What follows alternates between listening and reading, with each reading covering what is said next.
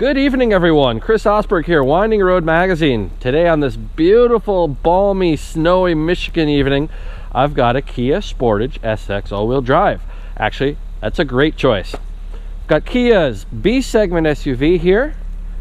Has a 2-liter turbocharged direct injection engine, all-wheel drive system, and here it is.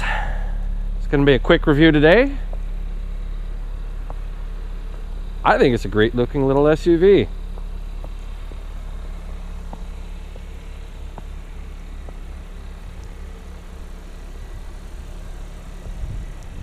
All right, that's enough looking at it. You guys can go online and see what they look like, but see how it drives. That's the important part here. Okay. Whew. Sorry about my runny nose, but 29 degrees and snow will do that to you. So, get the driving position situated.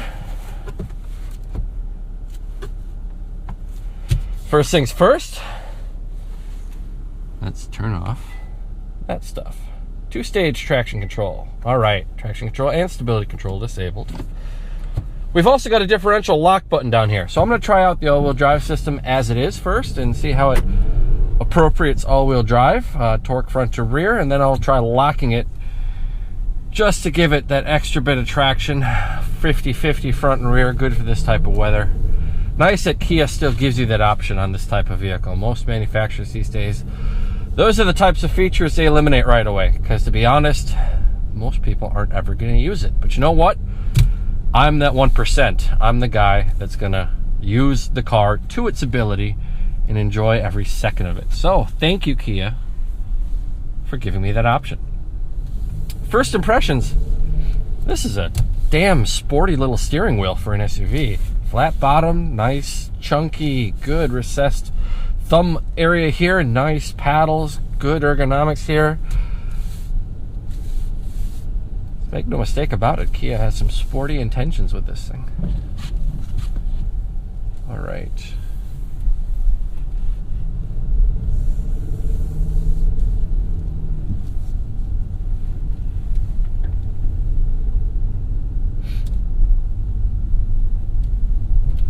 Power plant feels smooth. I'm pretty critical of 4-cylinder engines for the most part. They're not my favorite engine architecture. Obviously, for practicality and cost reasons, I know why they're so popular, but they're not the smoothest and most refined things in the world. But this one's pretty good. Nice luxury features. We got a heated steering wheel here that's very, very warm to the touch. Comes up to temperature quickly.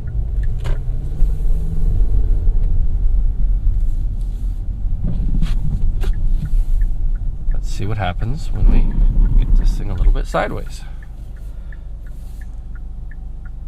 Turn on your lights there, buddy. Oh yeah, there we go.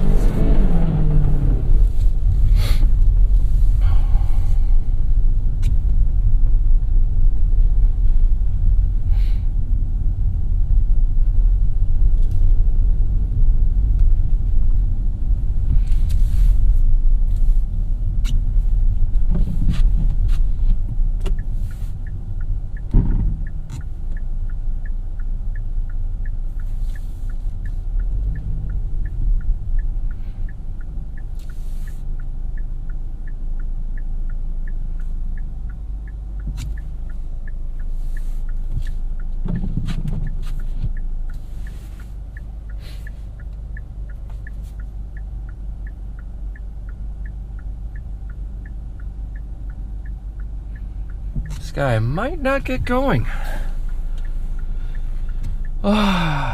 People who don't use winter tires.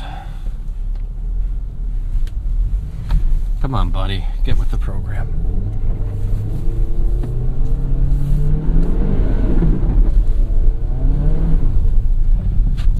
All right, here we go. Let's find out if these wipers work.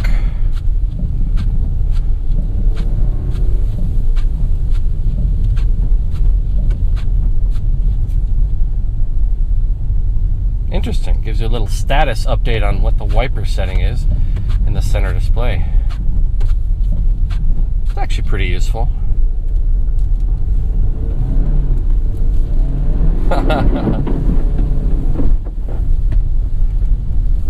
Well, it likes to get a little bit sideways. I don't have the stability control intervening, which is a nice thing. It really lets you turn it off. Even in the snow, the steering feels pretty sharp.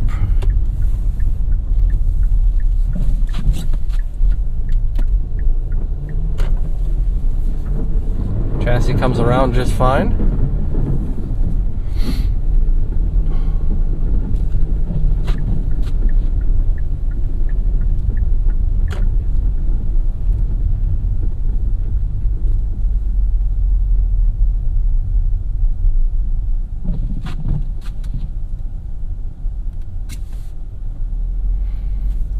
After driving the Mazda CX-5, I have pretty high hopes for this thing. The Mazda is generally regarded as one of the best all-around choices in the segment, with pretensions of being sporty. And it seems that this thing is going to be also a very convincing proposition if you're looking for a sporty, compact CUV.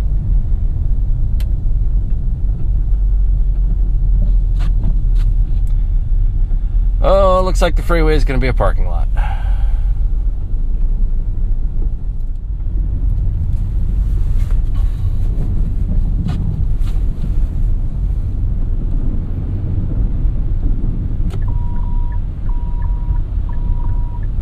Aha! Well, looks like their blind spot warning system also gives an audio cue that there's somebody in your blind spot, which, that's useful.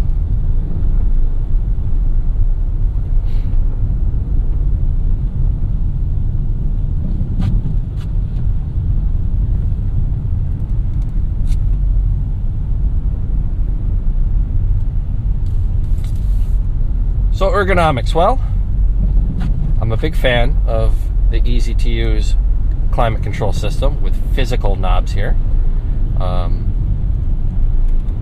As you can turn it up and down.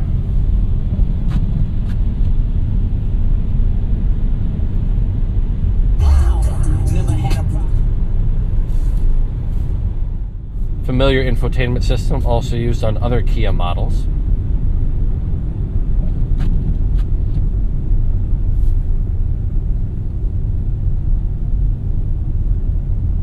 Cannot operate it while driving. That's a little bit annoying. Some manufacturers lock out some of the phone and navigation functionality while you're moving, and others don't. And there's no laws behind it that say you have to. So it's kind of aggravating that some manufacturers get away with it and some don't. Gauges, I really like the gauges. For me, I'm a huge fan of functional over stylish, and these gauges do a great job of classical, easy to read, 2 main gauge with a center configurable display layout. Font is nice and bold. The spacing is consistent and legible. This is all I need for gauges. I mean, you really don't need to get over stylized and fancy. In my opinion, when you go a little crazy on the gauges, it detracts from the usability. I don't want the gauges to be overly styled to the point that it reduces the functionality. So good job, Kia, on the gauges.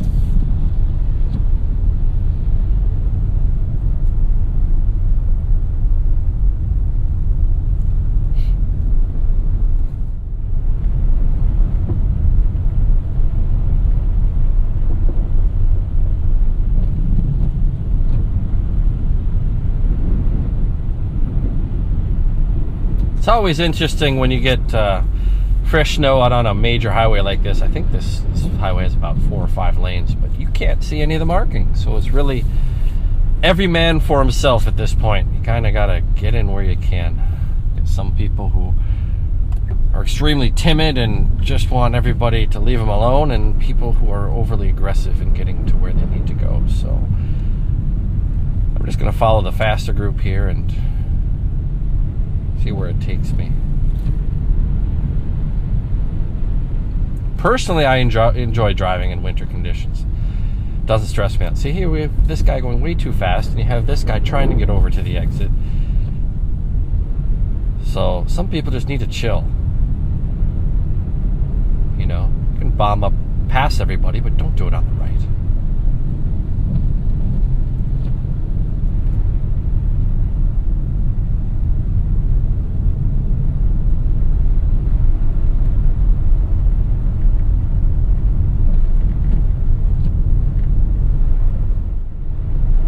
hazards coming on up here. It looks like that truck might be stopped.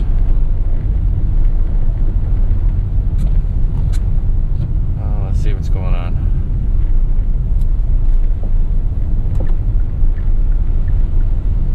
Looks like he can't decide where he wants to go.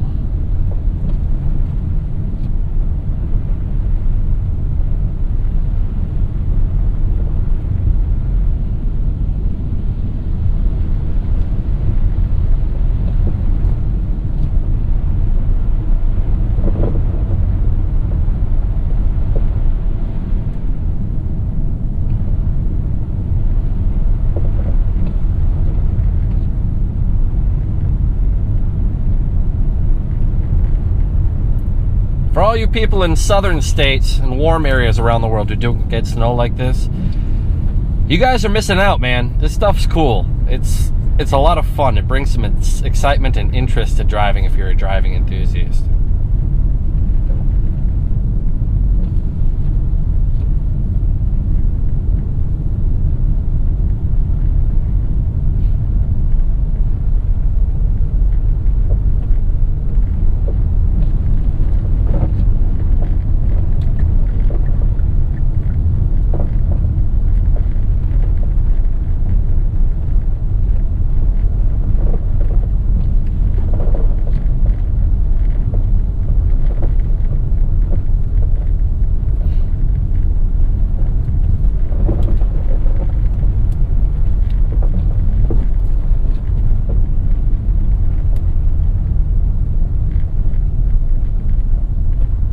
Basically got the highway to myself. There's nobody behind me here.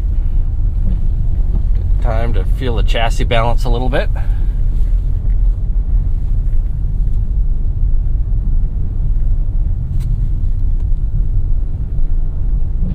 Feels like Kia put in some pretty, let's say, stiff anti-roll bars with moderate suspension. It feels like the roll stiffness is pretty solid, and what that leads to is when you turn the wheel, the rear end wants to track at least with the front and maybe even a little bit more, leading to very sharp turn-in.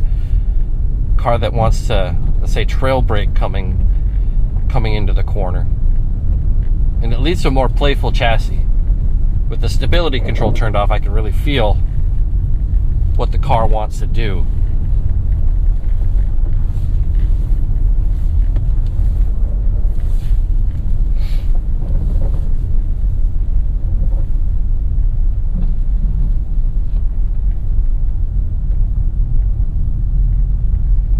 Go ahead and turn it on a second. See how quickly it intervenes. Oh yeah, it comes in right away. Wow, pretty intrusive. Considering the target demographic of this car, I can understand why they'd want to do that.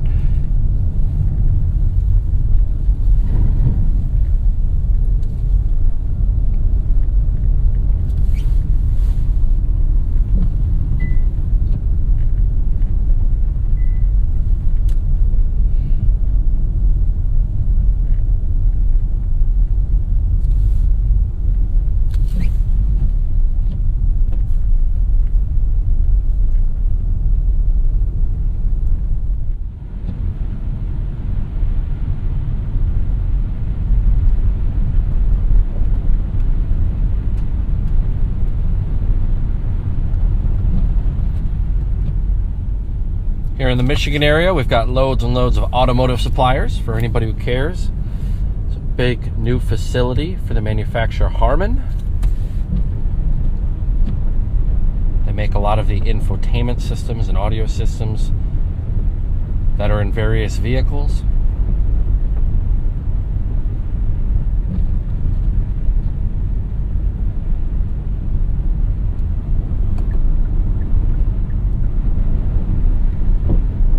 Passing on the shoulder.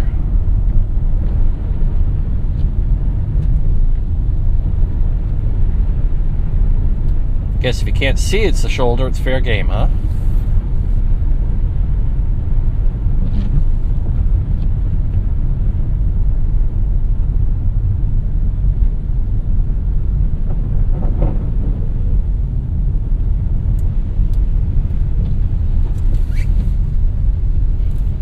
This thing drives very well for having all-season tires on it.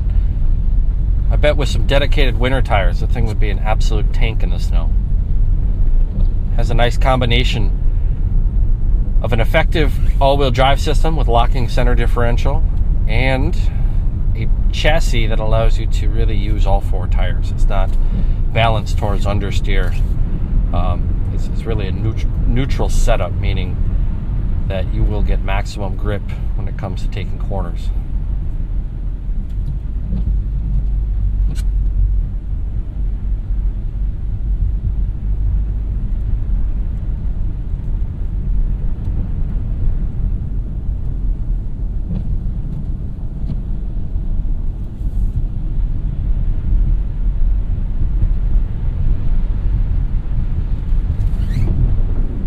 See if the diff lock works at speed. So, yep, there it is. 4-wheel drive lock on.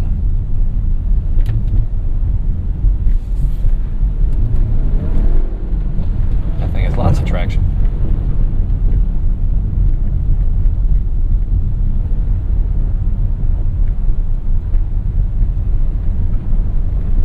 We're gonna go ahead and pass this guy.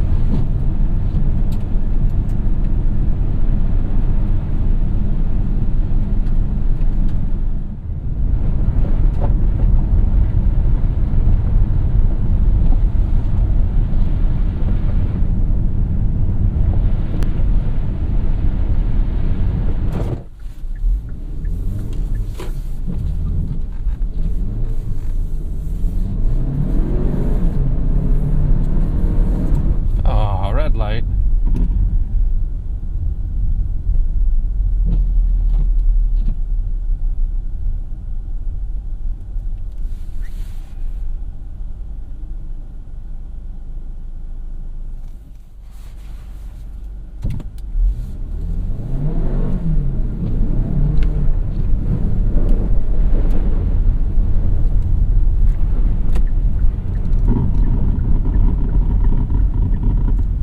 Keep in mind, as with many cars in all-season tires, it seems like it goes better than it stops. With these tires, you're not going to brake very quickly. But it sure can put the power down.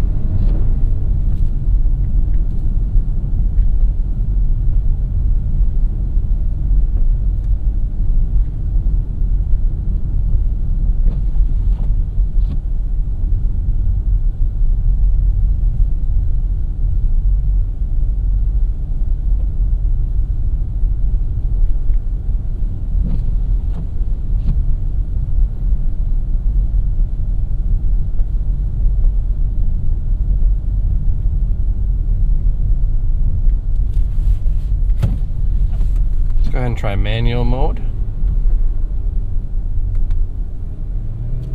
Got a nice little roundabout here.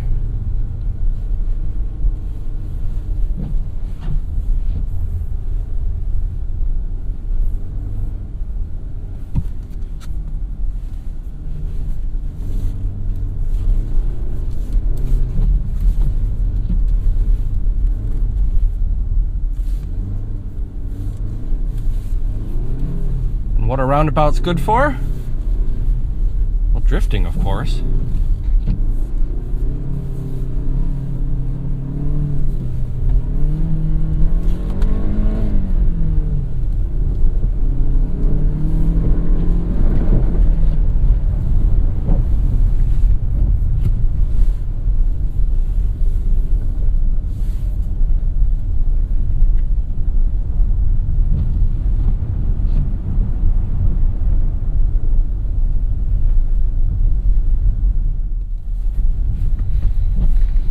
Big open parking lot. I can show you what that's good for. That's good for this.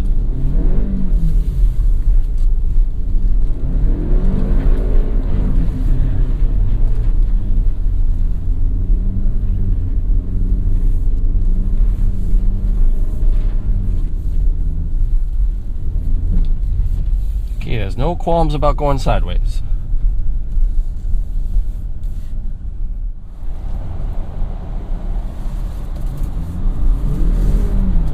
So while I'm hooning around in the snow like a teenager who just got his license, I'm going to offer up an apology to our faithful viewers. Sorry, this isn't much of an informative review. Under these conditions, there's not much I can tell you about the full throttle acceleration or the ride quality or the noise, vibration, or harshness. But I can tell you all about how it drifts and if it's fun to drive. And in this case, yes and yes.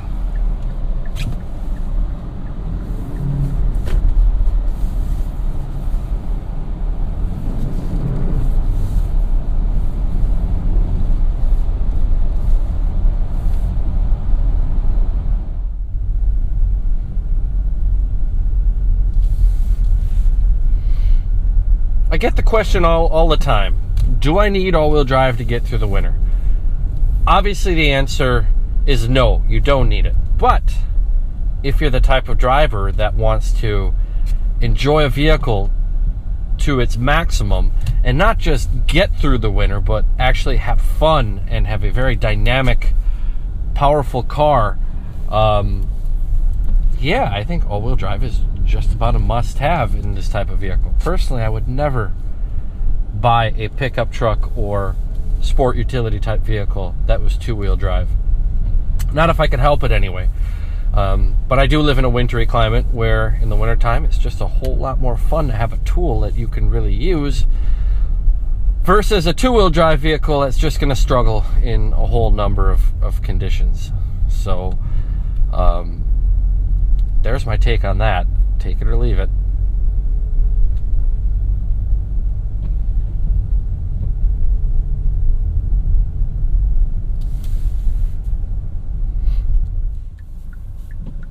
There's a Raptor. That's what you need if you really want to dominate in the snow.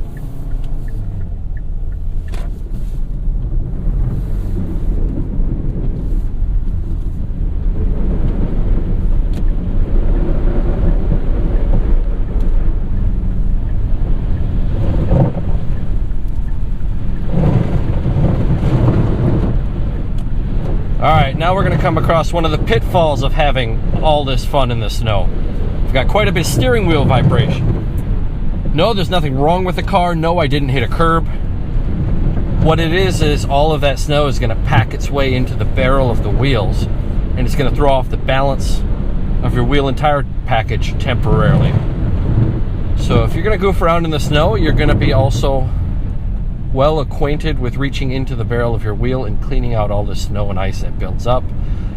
Otherwise, you're going to have a very rough ride down the road. Mr. Volt is either out of control or having a little bit of fun.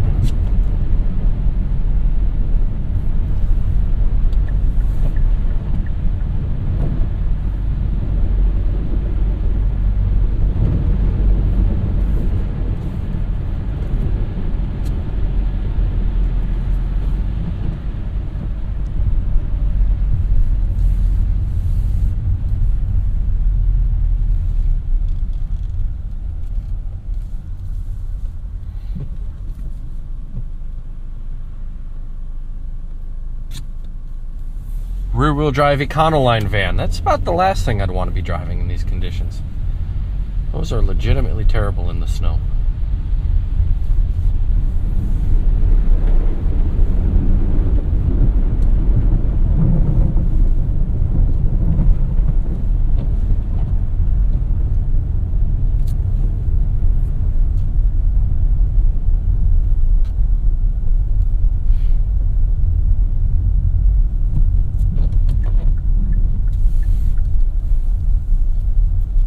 Roundabout fun. Pitch it one way, pitch it the other way. And that's how you do it.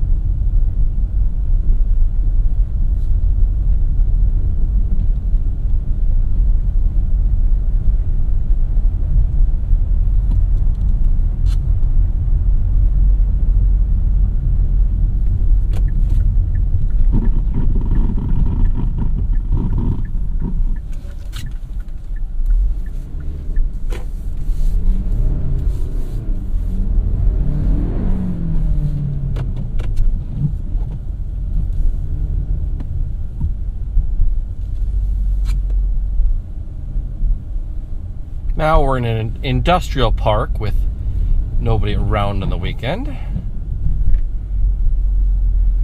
Perfect opportunity. Oh, what's this? That's a big pile of snow.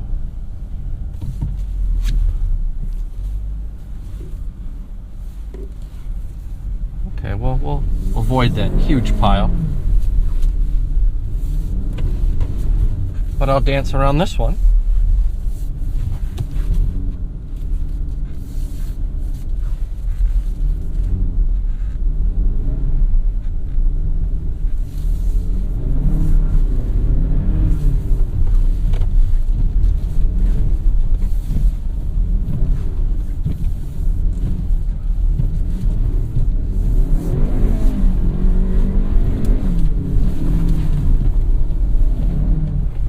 And off we go.